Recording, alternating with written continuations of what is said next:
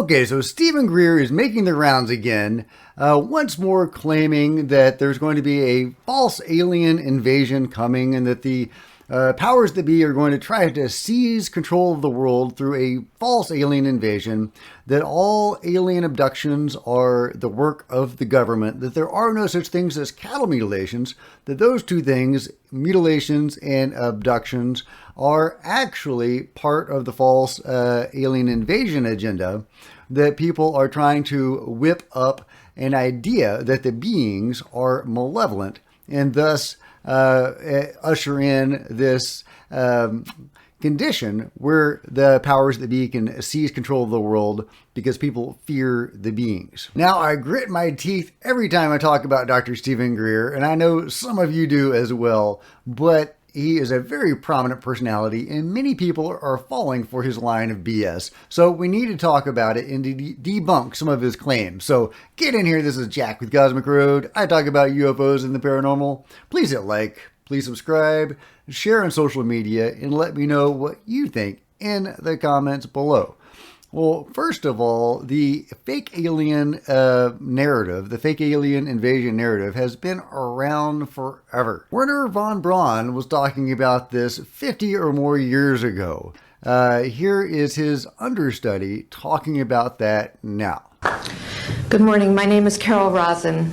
In 1974, after being a sixth grade school teacher, I was introduced to the late Dr. Wernher von Braun in the U.S., the father of rocketry. In my first meeting with him, during that first 3.5 hours, he said to me, "Carol, you will stop the weaponization of space." And I said, teachers don't stop until June. He said, "No, you have to understand, this is February, and we have to prevent the weaponization of space because there is a lie being told to everyone that the weaponization of space is now first being based upon the evil empire, the Russians. There are many enemies," he said, "against whom we're going to build this space-based weapon system. The first of whom was the Russians, which was existing at that time. Then there would be terrorists. Then there would be third world countries. Now we call them rogue nations or nations of concern. Then there would be asteroids." And then he would repeat to me over and over, "And the last card, the last card, the last card would be the extraterrestrial threat." Yeah, so this narrative has been around forever. It has never come to pass. It has been an idea that some people have had that, has propagated these rumors and allowed people like Dr. Stephen Greer to spread disinformation that all alien abductions, etc., cattle mutilations are the work of this effort to create paranoia and fear surrounding the beings so that the powers that be could take over.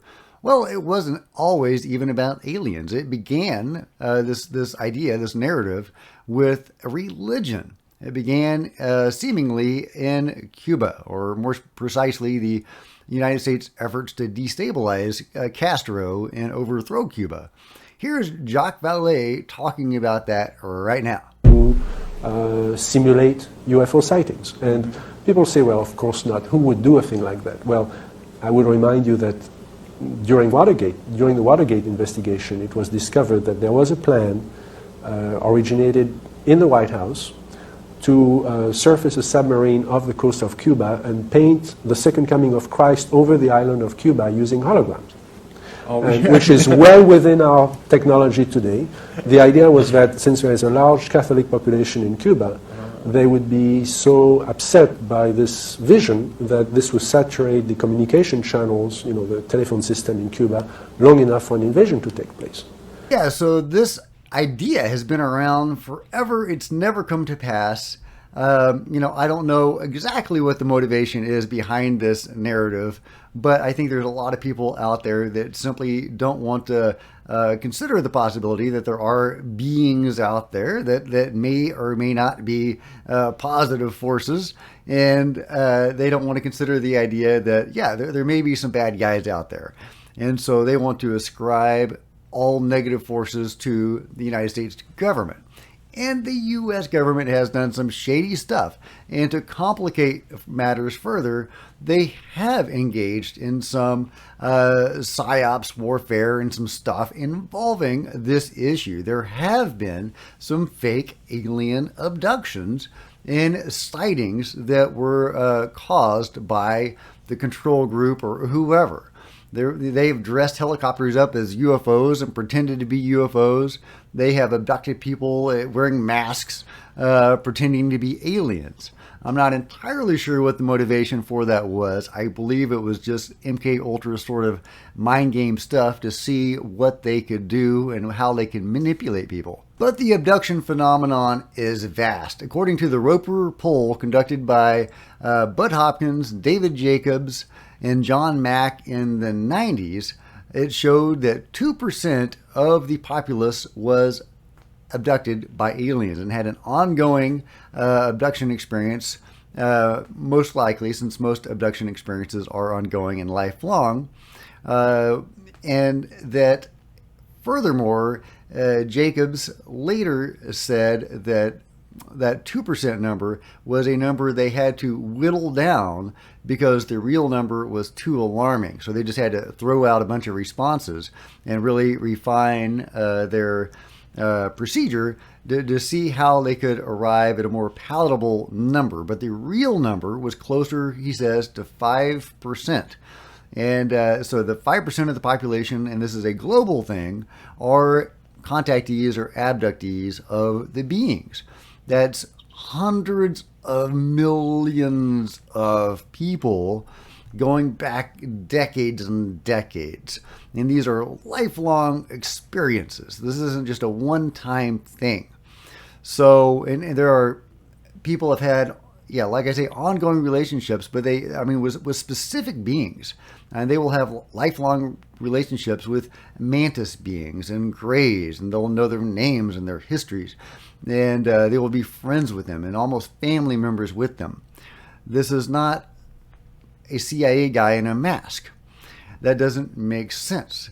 There's not any possibility that the U.S. government could be responsible for hundreds of millions of abductions, multiple abductions. I mean, each abductee or contactee is probably abducted hundreds or thousands of times throughout their lives. And to say that all this is the work of the government is to refute the lifelong experiences of these countless contactees. It is disrespectful to them to say they were deceived by a guy in a mask. That has happened in a very small number of cases. But like I said, we're talking about hundreds of millions of cases. And almost every one of those is a multi-time experiencer over the course of their life, beginning when they were a little child all the way into old age. What are the beings doing? Well, we don't know exactly. We do know that they seem to be tweaking bloodlines, certain families over generations. At the same time, they are creating hybrids. They seem to have other projects going as well, but those seem to be some of their main focuses. Okay, so that pretty well debunks Debunking Greer's claims that all alien abductions are from the U.S. government as some sort of complicated psyop to get people afraid of the beings. But to further add to that, I would say that many of these experiences are positive. The aliens or the beings will heal them. They will teach them how to read their auras or to heal with their hands or to have psychic abilities. A lot of these experiences are very positive, and often they are very complicated. They will start off negative, like Whitley Strieber, and they will become very positive over time, again, like Whitley Strieber. So, and there are many like that. Now let's move on to cattle mutilations. Dr. Stephen Greer says, again, that cattle mutilations are all a psyop by the U.S. government to get us afraid of the beings. Now, this is just a silly idea, and people that haven't done any research into this at all might fall for it. But yeah, it's first of all, it's not always cattle. It's horses, bison, elk, dogs, cats, etc. And I'm going to quote from a PowerPoint presentation that I am making for MUFON. We are going to Madison County where the recent cattle mutilations were, because my MUFON chapter is investigating and is dealing with that issue. And we are going to go to Madison County because we are the Brazos Valley MUFON chapter, and that is within the Brazos Valley. And we are going to try to educate the public in that area about cattle mutilation. So I've been tasked with doing some research. I've done a lot already, but yeah, with compiling some stuff to present to them. And there's some good stuff. I'm not going to read all my presentation, but the earliest known mutilation case that I was able to find was in 1606 in the London area, where many sheep were slain. In one particular case, there were over 100 sheep that were slain. And we're talking about, their organs missing, typical cattle mutilation type things, but with sheep, but the bodies and the fleece and everything else remaining. So it wasn't done by poachers. It wasn't done by predators. This was a truly anomalous mutilation of the same type as the current cattle mutilations. And this was many sheep in the London area again in 1606. So not the U.S. government, Dr. Stephen Greer, not a psyop to invoke fear of the beings. No, the phenomenon is doing these mutilations because they need these mutilations for some reason. They are doing it as a practical measure for some particular purpose. So in a more modern statistic I can give you, in South America, an estimated 3,500 cattle mutilations have occurred in South America since 2002. So you think the control group is going to South America and mutilating 3,500 cows in the last 20 years to gin up fear in the American public about aliens? Does that make sense?